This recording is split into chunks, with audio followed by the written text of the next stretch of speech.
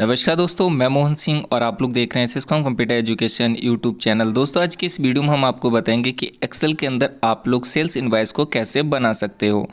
दोस्तों आप लोग यहाँ पे देख सकते हो कि एक सेल्स इनवॉइस हमने यहाँ पे बना लिया है। यहाँ पे आप लोग देख सकते हो कि प्रोडक्ट के नेम दिए हुए हैं, ये इनके रेट दिए हुए हैं और उसके बाद ये देखिए यहाँ पे क्वांटिटी दी हुई है। अब हमें यहाँ पे क्या क्या निकालना है, देखिए हमें यहाँ पे निकालना है कि जो माउस हैं 250 रुपये के हिसाब से 20 पीस कितने के हुए, इसी प्रकार से कीबोर्ड कितने के हुए और यहाँ हमें क्वांटिटी टोटल करनी है और यहाँ पे जो भी हमारा टोटल अमाउंट बनेगा वो निकालना है।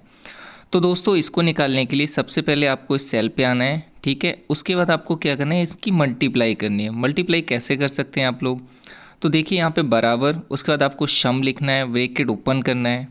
अब आपको सेल का नाम देना है, जैसे कि यहाँ पे आप देख सकते हो कि जो रेट लिखा है 250 रुपये वो लिखा है 20 सेल के 3 रो में, ठीक है। तो इस सेल का जो नाम होगा वो होगा V3। यहाँ पे B3 लिखने के बाद आपको क्या करना है, देखिए यहाँ पे ये जो है B3 है। अब आपको स्टार का निशान दबाना है, ठीक है। मल्टीप्लाई के लिए स्टार का यूज़ होता है। उसके बाद यहाँ पे देखिए जो क्वांटिटी लिखी है जो कि C कॉलम के तीसरे रो में है, तो यहाँ पे आपको लिखना है C3, ब्रैकेट को क्लोज करके एंटर करना है। तो आप लोग देख सकते हो कि 250 रुपये के हिसाब से 20 पीस यहाँ पे बने आके 5000 रुपये के।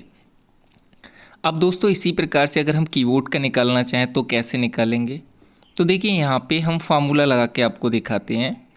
तो यहाँ पे दोबारा से आपको बराबर सम लिखना है।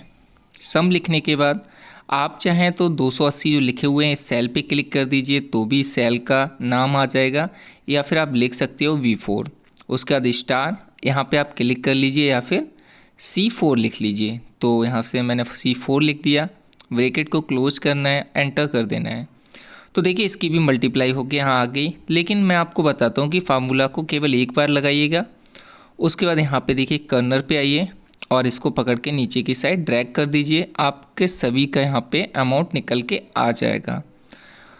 अब दोस्तों बात आती है कि यहाँ पे हम टोटल कैसे निकालें, कि ये टोटल क्वांटिटी कितनी है। तो इनको निकालने के लिए आपको रेंज का यूज़ करना पड़ेगा। बराबर सम, ब्रैकेट लगाइएगा। उसके बाद सबसे पहले वाले सेल पे हमें क्लिक करना है, देखिए यहाँ पे C3 है, और उसके बाद अनुपात का निशान, ठीक है।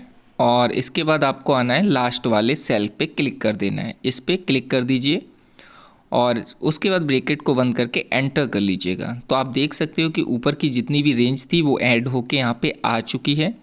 इसी प्रकार से हमें क्या करना है, टोटल अमाउंट निकालना है। तो बराबर सम, ब्रैकेट लगाना है, सबसे पहले वाले सेल पे क्लिक करना है, रेशियो का निशान लगाना है, उसके बाद लास्ट वाले पे, और इस पर जैसे करने के बाद आपको ब्रैकेट बंद करना है और एंटर कर देना है। दोस्तों यहाँ पे देख सकते हो कि हमारी जो टोटल क्वांटिटी थी निकल आई, टोटल अमाउंट भी निकल आया। आप प्रिंट पे जाकर इसका प्रिंट प्रीव्यू देख सकते हो। तो इस प्रकार से इसका प्रिंट प्रीव्यू आएगा।